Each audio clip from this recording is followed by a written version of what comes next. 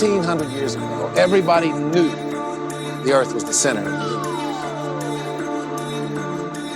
universe. 500 years ago, everyone knew the Earth was flat. Imagine what? No.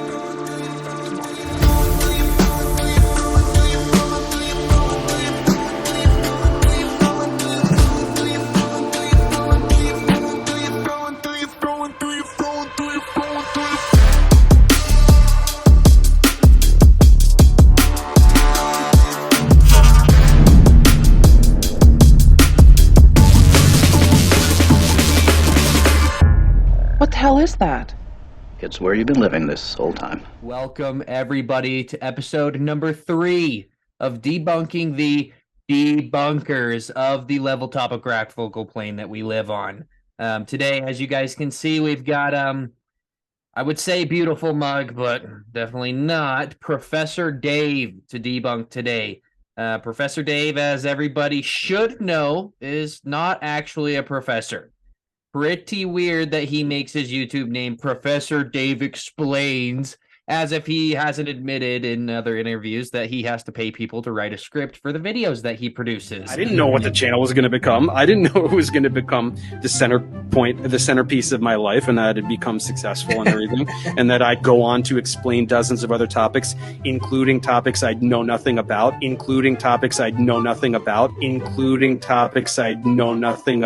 but I hire experts in the field to write me the scripts, and then consultants to look at the scripts and look at the finished animations and make sure it's all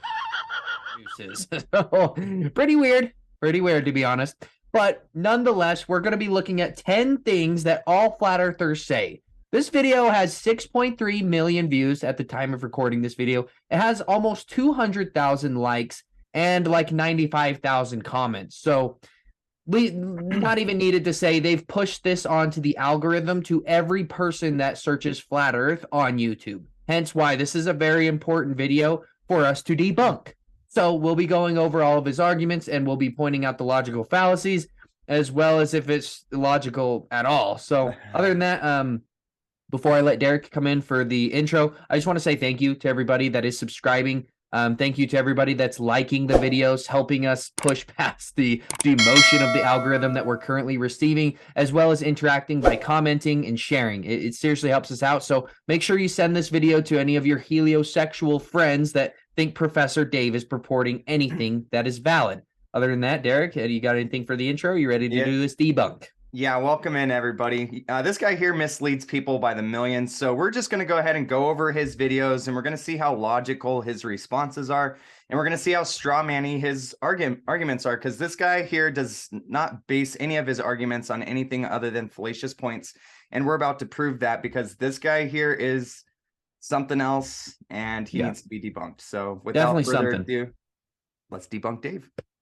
Hey everyone, so some of you may be aware of my recent foray into the flat earth community, most notably with this lengthy response to the globe busters. For about 2 months now, the comment section of that video has been a consistent hotbed of activity, with hundreds of flat earthers stopping by to share their opinions. For people who claim that globe cards just repeat what they were told in school, you guys sure do all say the exact same things. And I don't just mean the same arguments, I mean the same things word for word, like they were copied and pasted from some manifesto. This is because you all watch the same ridiculous YouTube videos made by the same handful of con men, and you all quote them verbatim without applying a shred of critical thinking. So now that I'm intimately familiar with your greatest hits, I just had to make one more video so that I could share the 10 things that all flat earthers say.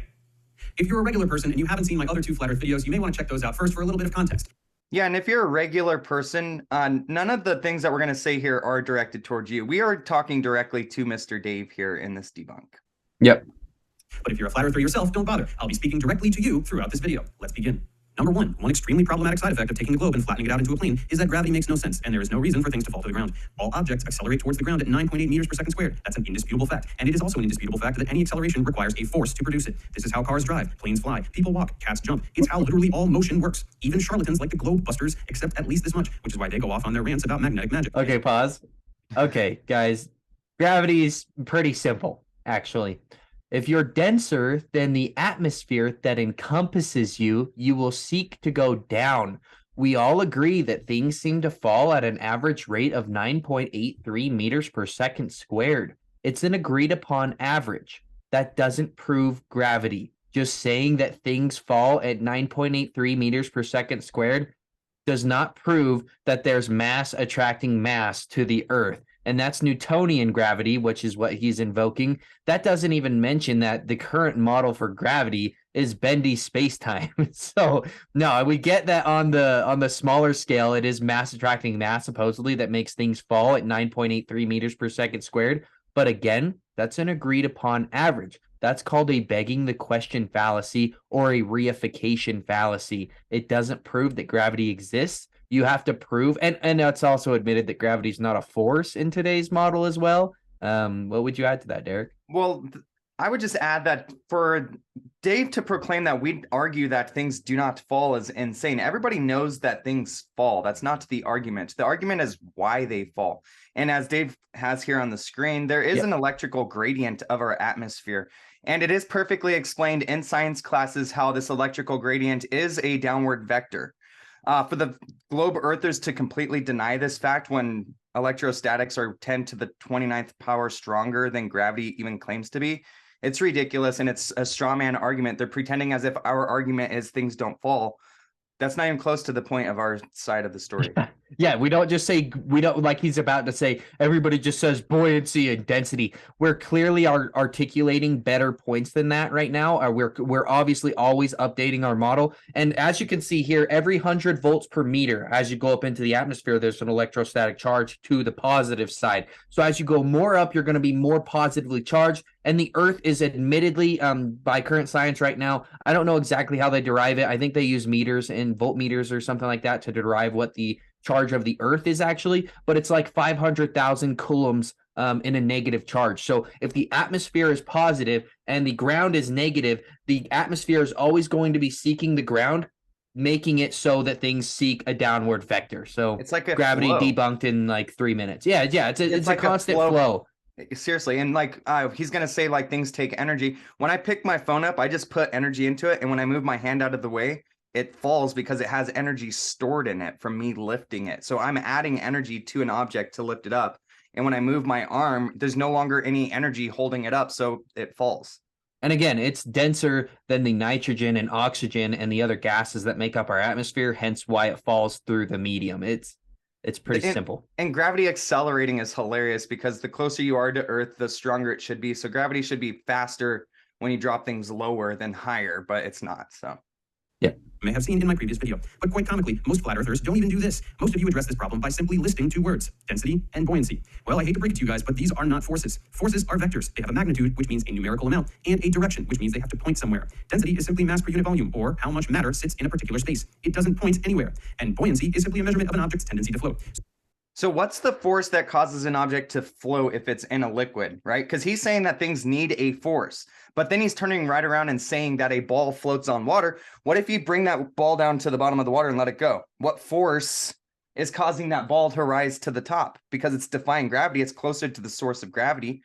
Why doesn't the ball stick to the bottom of the pool? Why does it float up without a force? If buoyancy is not a force, what causes a ball to rise? Helium balloons and hydrogen balloons are anti-gravity devices to Professor Dave. Well, except for when you're talking about the sun, then helium and hydrogen actually generate gravity that causes the Earth to orbit the sun. So yeah, we use them gases here on Earth to make things lighter and to cause things to float. But when you're talking about a planet-sized object, it definitely causes us to orbit the sun. That makes perfect sense. In Narnia land. Yeah, I don't know how anybody could doubt that. So allow me to repeat, these are not forces. This is trivial to prove. You say that objects fall down because they are more dense than the air below them. Why down? Why not up or sideways? When you let go of a ball, there is. We already covered this. How did it know to fall down? Also, objects fall down when they're in a vacuum, which means there is no air below them. What's happening there? Nobody even mentioned air as the reason why things fall. I don't know why he's even talking about this. Nobody said things fall because air pressure is pushing down on them. That is a globe Earth belief that air is a physical weight, like that air pressure in a balloon is air pressure, or in a container is it's air pressure. But in the Earth, it's the physical weight of the atmosphere weighing down on you. Okay. Face the facts. Things accelerate down towards the ground because of a downward force. That force is gravity, which pulls everything towards the center of the Earth, which is its center of mass. Denser things displace less dense things because gravity exists. More mass means a greater gravitational attraction. This is why things that are less dense than water float on water. Again, because gravity exists. Pause. Down harder Just real quick, I just want to add this real quick because I know we're pausing a lot with gravity, but it's very important because it's the main thing that these guys slap over every one of their arguments that they can't explain. You can replace the G with A, with acceleration in all of their equations, and it makes sense. With A meaning acceleration, not gravity. So, well, it makes sense as an object falls through the voltage vector of the atmosphere that it's going to increase its speed. Like, come on, guys. yeah. water, which is pulled down harder than air. Some of your more popular retorts to Let's go to the next point. oceans stay This on is the he's just gonna attack flat earthers that say arguments like why are birds able to fly Can't do this and all this nonsense. But you hear on flat Earth videos and catch up to the 17th century. Number 2, flat earthers all say, I shouldn't see this thing, but I do, so the Earth is flat. Then to justify this, you all say the same thing, typically with no context whatsoever. 8 inches per mile squared. None of you have any idea what this means. You can't derive it. You can't calculate anything with it. You can't make a prediction with it. You can't tell me anything about this value at all. When I point Okay, Mr. Dave, first of all, we can calculate 8 inches per mile squared, but I love that the globe people's argument is that 8 inches per mile squared is not a valid argument because the Earth curves more. Like, the Earth curves more than 8 inches per mile squared, and these people think that they're placing an argument. They're compounding the problem by saying the Earth curves more than 8 inches per mile squared because at 8 inches per mile squared, the amount of curvature is so drastic we would notice it. But these people's actual argument is the Earth curves more than 8 inches per mile squared, and they somehow think they're standing up for their point. Yeah, Insane. let's finish out the rest of what he's gonna say and then let's attack it. answering simple questions, you just link me to a bunch of videos made by con men. Well, I'm sorry, friends. Those people are doing incorrect math or lying or both, and they are counting on the fact that you won't do any math at all to check up on them. 8 inches per mile squared is not a valid way to measure Earth's curvature. If you understood math, you would immediately see that this squared on miles is totally out of place. That's because this is a parabolic approximation. This is for doing calculations with a parabola. It's possible that you remember this shape from middle school algebra, but I wouldn't be surprised if you don't. As you can see, the Earth is not shaped like this. So where does it come from, and why do people use it? It comes from the Flat Earth Bible, Zetetic Astronomy, and Flat Earth priests use it because they know it's not accurate. It gives them incorrect values that they can use to claim that they shouldn't be able to see something, when in fact they totally should. There are dozens of videos on YouTube demonstrating this, several of which reference the actual formula that actually describes Earth's curvature, which as you can see requires trigonometry. Stop blindly repeating what you hear on Flat Earth videos and learn some basic math so that you can do these calculations for yourself. Number 3. Pause. So every single Earth curvature calculator is pretty much the exact same, even the 8 inches per mile squared up to 1,000 miles. They're off by like a couple hundred feet. Let's go nuts. Let's just go crazy. Let's take it out to 1,000 miles. At 1,000 miles, here's our estimate based on 8 inches per mile squared. And here are our actual values, depending on how we sliced it. I think you'll find that's still pretty decent. How decent is it? I've made a little chart. Let's cut away to that now, and I will show a graph of what we found as well as percent errors now. So here is a Google spreadsheet, and I will make this publicly available to anybody who wants to look at it. I'll put it down in the description, and you can check it out and see if I've made any kind of mistakes in here and check my work. So here I have those 4 different calculation methods, and you can see the equations right there. And here I have the 8 inches per mile squared estimate. Notice that the division by 12, so this is in feet. All of these are in feet. In this column, column G, I am showing the error, the amount of difference between F6 and B6. So I'm comparing against arc length, my chosen method.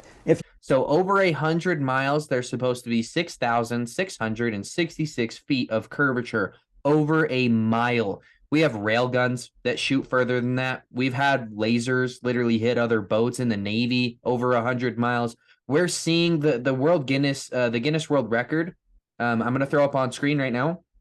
The Guinness World Record distance photograph ever taken is 273 miles. That's a missing 6 miles of curvature when you take in the elevations into account of the 2 mountains.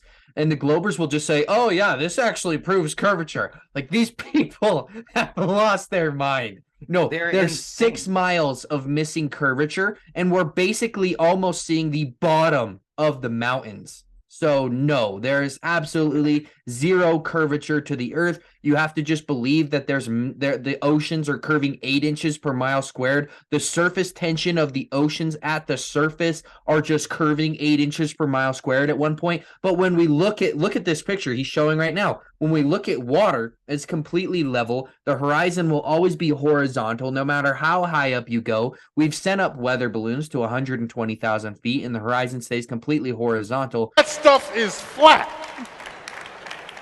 That stuff is flat. So, again, you're just wrong, Dave. Saying that 8 inches per mile squared isn't an accurate way to represent the curvature of the Earth tangent to an observer at the surface of the Earth is completely dead wrong. It's almost perfect, exactly accurate to almost every other curvature model. You can take 1 degree for every 69 miles. You can take the equation that he used right there, and when you actually derive them through mathematical concepts, they are like basically almost the exact same. And we are seeing too far. And we're seeing way too far. Well, on the globe Earth, you have to believe that the land is being bent upwards to look level. And on the flat Earth, you have to believe that the light that's making it to your eye is being bent before it gets to you. It's a no-brainer. All flat earthers say the same two things about water. The first is water doesn't curve, and the second is water finds its own level. The second phrase is completely meaningless, so the fact that you all say that exact thing verbatim is just one of the many demonstrations that you all blindly repeat what you hear without giving it a moment's thought. As for the first phrase, stating that water doesn't... Okay, sorry, I do just got to address this. Water does find its own level. If you have different apparatuses with different bends and twists and you fill it up with water, it doesn't matter what the apparatus is going to do. The water level is going to be the same. You're not going to have water up here and water down here in the same container. It's always going to find its level. Despite the shape of the container, despite what you twist and turn, the water will always find its level. If you add more water to it, both levels will increase, not just one. So he's straight up straw manning and lying right here for sure. Curve is at least a coherent thought. However, it is dead wrong. Put a drop of water on a piece of wax paper or a leaf. What does it look like? A freaking sphere. Isn't that something? In your haste to mindlessly parrot what you heard from flat Let him finish this. You forgot to look at water. Water curves, my friends. Look at this curved meniscus. Look at these waves. Water curves. Water is not magic. It is subject to influence by external forces, just like all other matter. Water droplet, that's the electromagnetic force. The electromagnetic force is what he just said. Makes water himself. It's electrostatics as well that's making the water like adhesive like that, like the surface of it make a ball. So let's use what the globers use on us. Scale, Dave. It's scale, buddy. You're looking at a droplet of water and comparing it to quadrillions of gallons in the ocean. Not very logical, buddy. Far from logical. Add a little bit more water to your water drop and see what happens. Add 3 more drops and see what happens. And hold on. Just the fact that he used a little container and the surface of the water convexing, that's also because of electrostatics. That's why it's curving and grabbing the edge of the container that it's in. And you can only do that with a tiny little tube, buddy. Again, scale, Dave. Scale. Debate me. By the way, debate me and Derek anytime. We'll set it up. We'll set up on modern day debates, but you'll be too scared. You and Simon Dan, let's set it up, but you won't. Boom, roasted. In this context, we refer to as cohesive forces. That's why water has a very high surface tension, and that's why a water droplet remains spherical, so that it can maximize the number of hydrogen bonds that are formed and keep the system at the lowest energy possible. So clearly and indisputably, water curves. In this example, it is so sad. It is therefore quite easy to understand that it can curve under the influence of any force, including gravity. The oceans conform to the curvature of the Earth just like the land does, and for the same reason. This is why saying that water finds its own level is absolutely meaningless. You think that level means flat, as though on the globe model, water should just magically... Look at what this guy thinks we would believe. Like, he thinks because we say water finds its own level, that we somehow believe if the Earth is a ball, that there has to be an escalator out to space of water because water finds its level. This is ridiculous, Dave. Could you try any harder to strawman our argument? Seriously. Yeah. He couldn't project into space at some arbitrary angle. In fact, level just means as close to the center of the Earth as... Let's go to the next point. This is useless.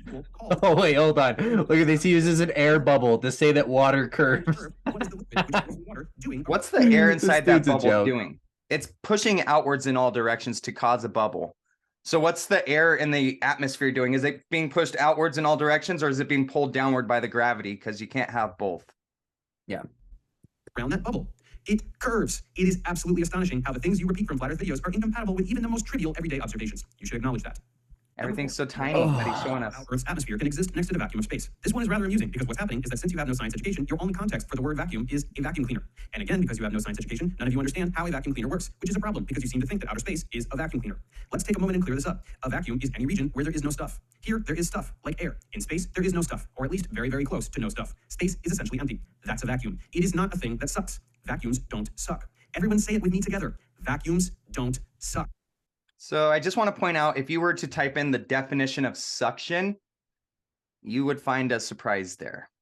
Yeah, as well as you can replace the word that he's saying suck with they will seek equilibrium. So you can't have high pressure next to low pressure without a container. The air pressure will equalize with the container. You can do a simple thought experiment where, say we create a vacuum chamber the size of a room, put a shoebox full of air pressure, nitrogen, gas, other gases in it, have a remote control so that it opens up the box inside of the room that is a vacuum chamber. What's going to happen to the gases when we open up said box that's surrounded by a vacuum? It's going to seek equilibrium. The gases are going to seek equilibrium omnidirectionally, immediately, violently. They will seek equilibrium. But we just magically have an atmosphere sitting next to a 10 to the negative 17 torr vacuum. That is insanity to believe. You can't have, and they'll just say, oh, but we have a gradient to our atmosphere, so it gets less and less and less as it goes more up. Guess what? You can't have a gradient of atmospheric pressure or pressure at all as far as air pressure without a physical container, and gravity is not a physical container. Hope you learned something. Well, they'll invoke gravity as the container for the atmosphere, and then they'll point out the ocean or a storm system to show how these things can exist.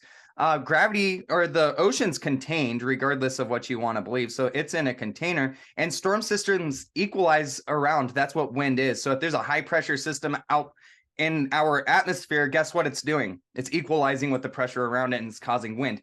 This is what our atmosphere would be doing upwards. It would be doing that upwards because the further up you go, the thinner the air gets. So the pressure would equalize in an upwards direction. It'd be like Marilyn Monroe's dress all the time as the air is flowing up.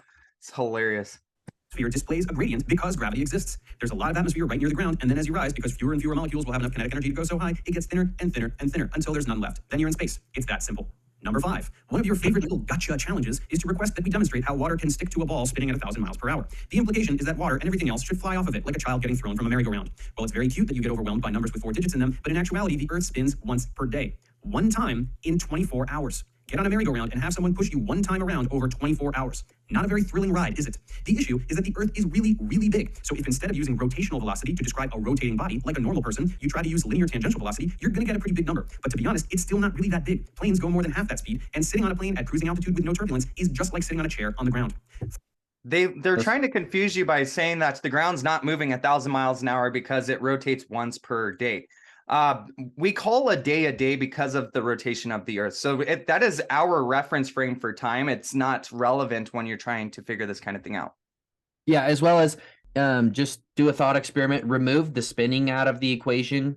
You cannot make a ball, no matter what the scale, where water will convex around the entire thing and just sit there. Not just remove the spinning. That's what he's trying to do. He's trying to nitpick the arguments and say we get the model. We understand that it would be a very slow spin due to the sheer size of the Earth if it were actually a magical Masonic ball spinning through space.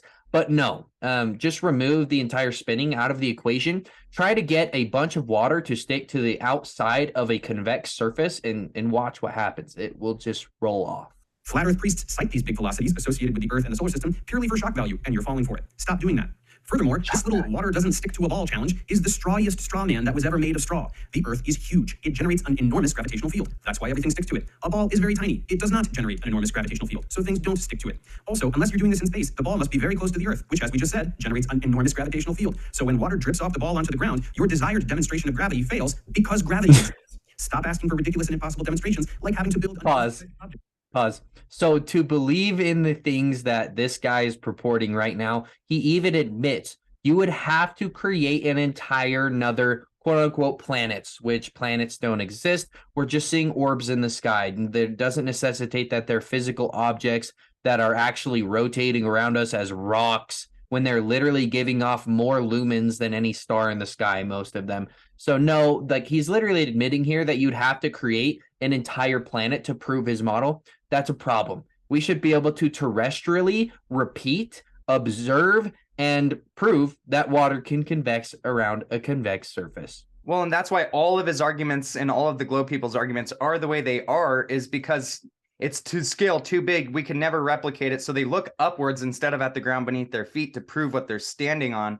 And that's a problem because the thing we're standing on is in question, not the lights in the sky, not anything other than the ground. So why are we not looking at the ground? Yeah. To show you how water sticks to something as big as the Earth. Number 6, lots of you say that moonlight is cold. This is astonishing for a number of reasons. Thank you for a flat Earth. But the second, much more important detail is that it is the perfect demonstration of the fact that you have no clue how science works. Some flat Earth priest measured the temperature under the moonlight and then again under some. So he's implying that we measured the moonlight and then we measured the shade underneath an umbrella that was sitting in the heat all day. And they're saying that the heat from the umbrella caused it to warm up. But all of the experiments that were done, they were placed out at nighttime and they had controls and they had tested everything. Nothing was sitting out during the day that was causing shade to collect heat. These experiments were done under control. And listen to how Mr. Dave here thinks these experiments should be done. Providing shade. Wow, moonlight makes it colder. But does it? Shouldn't you add some element of control to your experiment? What's a control, you ask? Fair question. You see, your measurement isn't evidence of anything. You now have to repeat the experiment when there is no moonlight to make sure that the moonlight was indeed the cause of the discrepancy in temperature. This is something you should have learned in middle school, but don't worry, I'll finish the experiment for you. Take the measurements again on a night with a new moon so that there is no moonlight. Look at that. You'll get the same result. So the moonlight absolutely wasn't the result. He's literally saying the control is measuring it at different days. He's literally saying that the control in this experiment is to measure it at a different day. The control would be the same day measurement in different ways, not a completely different day. Tomorrow could be 100 degrees and yesterday could be 80. And this guy here is saying that 20-degree difference is his control in this experiment. As well as if the moon was actually reflecting the sun's light, it should be of some warmth. Yeah. It wouldn't be exactly, what the moon is because it's supposedly reflecting it, but it definitely would never come up colder in the moonlight rather than in the shade. That's a huge problem. Well, and the transfer of heat that they say comes from the sun, if the moon's in the vacuum and there's nothing for that energy to transfer to, it would make it to the earth and warm us up from the moon reflecting. So it certainly would not show up cold. And the fact that it does show up cold tells you that it's not reflecting this sun's light. Yep. For the discrepancy in temperature. What was the reason? Well, that thing that is providing the shade from the moonlight is also trapping in heat that is emanating from the earth while it faces away from the sun. So, case closed. I'll link to at least one empirical demonstration of this fact in the description below. See how important it is to know how to do a science experiment? Maybe you should actually learn science rather than just repeating what you hear on flat earth videos. Number 7, many of you say some unintelligible nonsense about water flowing uphill or that on the globe model some rivers flow uphill. This one is so stupid that I genuinely can't believe any human could fall for it. You'll look at a globe and say that a river flows this way and that this is somehow uphill because you seem to think that up on the screen is some kind of universal up in space. Well, how about if I turn this a little bit? What do you know? Now it's down. Listen up. There is no up and down in space. This is not up. This is not Let's down. pause. This is nonsense. Again, you have to immediately deny all of your senses and say that there's no up and down. There's a great video on Mindshock of Runzi Cow. He's an academic scholar. He's won like 3 different Olympic academic competitions in 3 different fields. And he literally does a 2-hour video debunking relativity that says that there's no up and down. So again, he's asking you to deny your senses that there's no up and down for rivers to have to flow up and down on the ball. The Nile River is a good proof of this. Like if we're supposedly on the ball, the Nile River would be running the complete wrong direction. But again, you do have to put yourself into their model and realize that they just say there's no up and down to suffice for this. But if you look at like the building plans for canals and things like that, they admit that they don't account for curvature over 100 miles. They don't need to. Let's say for Dave what he said earlier, water seeks its level, Dave. Fluid statics proves this, buddy. Unbelievable. Be as dumb as thinking that on Earth, whichever way you happen to think is north. I was looking for my ball. I wanted to show you what I meant. Up on Earth is away from the surface of the Earth, no matter where you are on the Earth. Rivers flow from higher elevation to lower elevation, which is a measure of how far away you are from the surface of the Earth. So not only is the Earth curving, but the elevation's also changing. So this perfect ball has to not be perfect in order for water to flow thousands of miles over the surface of this ball. And even saying, because that's how we do measure elevations, is from sea level, Yeah. not sea curve. So it's just saying that things flow from higher elevations to lower elevations. Even you can see on his picture, there's still curvature in between those 2 points. So it would have to run up and down a ball. With flowing in any particular direction along the surface. This is also why people who make videos acting confused about why elevation doesn't change between various sea level locations around the world are among the dumbest people alive. This is sea level. This is sea level. This is above sea Nice level. ad hom. This is sea level. That's what elevation means. Learn the definitions of words before you try to use them in a sentence. Number 8. Many flat earthers remain dumbfounded by the idea that the Earth is slightly closer to the sun in winter than in summer. As I've said before, winter up north is summer down south and vice versa. So your confusion is one of northern hemisphere narcissism, but it is also one of complete ignorance. Here's the Earth. Here's the light coming from the sun. Look at this portion. It hits the Earth straight on. Look at this portion. Because of the curvature of the Earth, the light hits the surface at an angle and is therefore distributed around a greater area. Same amount of heat distributed around a larger area, lower average temperature. This is absolutely trivial to understand. It's why magnifying glasses can focus light to a point. Okay, so you guys have to think about this. Because of the Earth's tilt, the northern hemisphere gets summer, and then the southern hemisphere on the other end of the year gets summer. We're closer during the southern hemisphere summer to the sun, but it's hotter in California than it is in Australia. Just let that sink in. Even though we're further away from the sun, the angles are going to be identical because of the tilt. It's hotter in California when we're 3 or 4 million miles further away from the sun than it is in Australia when it's in its same position, but closer to the sun, getting the same angle of sunlight, but it's colder. Doesn't make sense. Yeah, if you just look at, I'll throw up some graphics on the stream right now to show you guys kind of what we're getting at. But yeah, to think that the heat distribution map makes sense on the globe by just saying that one's tilted so it distributes the heat on a more broad surface, causing it to be less hot or whatever these guys are trying to purport. This isn't what happens in reality. The sun moves between the tropical Capricorn and Cancer. Over the course of a year, it oscillates closer and farther away from the North Pole. On its most northern declination around the level Earth that we live on, you will have summer in the northern hemisphere flat. We all hate spheres here. Well, and then on its most southern declination, it will be winter in the northern hemisphere flat and summer in the southern hemisphere flat. Well, real quick, the definition of hemisphere is a half of a sphere with a flat surface. Okay, so in order for there to be a hemisphere on the globe, they have to make an imaginary flat surface to cut it in the middle. But on the flat Earth, it's got a flat surface and then it's got a half of a sphere, a dome over it. So it's kind of funny how that works out, because a hemisphere literally requires one half. It's a half of a sphere with a flat surface. So one of them has an imaginary flat surface that cuts through an imaginary ball, and then the other one has an actual level surface with an actual hemisphere over the top of it. So yeah, the last 2 points that he's gonna make, I don't even want to go over. It's just about like how they're all brainwashed. You know, a lot of flat earthers will say that the heliosexuals are just indoctrinated. He just strawmans a bunch of. If you want to go watch those 2 points, you can watch them. But we're trying to keep this video as short as possible, so I think that will end here. I will throw up on screen what seasons actually are, and seasons and tides in and of themselves completely debunk the globe. You cannot have tidal nodes on the globe's model form of how tides work, where the moon is literally superseding the gravitational pull of the Earth, supposedly, and pulling oceans away from the surface of the Earth, when the gravitational pull of the moon is admitted in their model to be 1/6 of the gravitational pull of the Earth. It's a complete joke.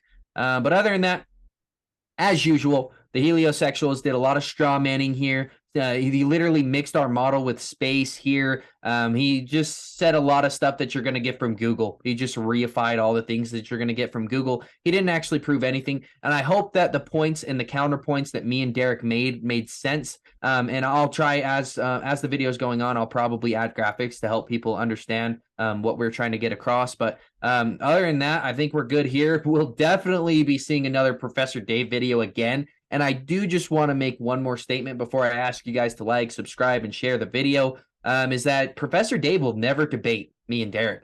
He's been running from Witsit for like 2 years. The reason that there's only one debate with Professor Dave debating David Wise is because he got completely logically eviscerated. When you actually look at the logical fallacies that were coming out of this dude's mouth, it was a joke. Appealing to humor, appealing to credentials, appealing to scientific consensus, when he doesn't take into fact that there could be human error in all of the things that he's saying. So again, Professor Dave's not a professor, first of all. He literally admits in interviews that he pays people to write his script. Out, including topics I know nothing about, but I hire experts in the field to write me the scripts, and then consultants to look at the scripts and look at the finished animations and make sure it's all good, right?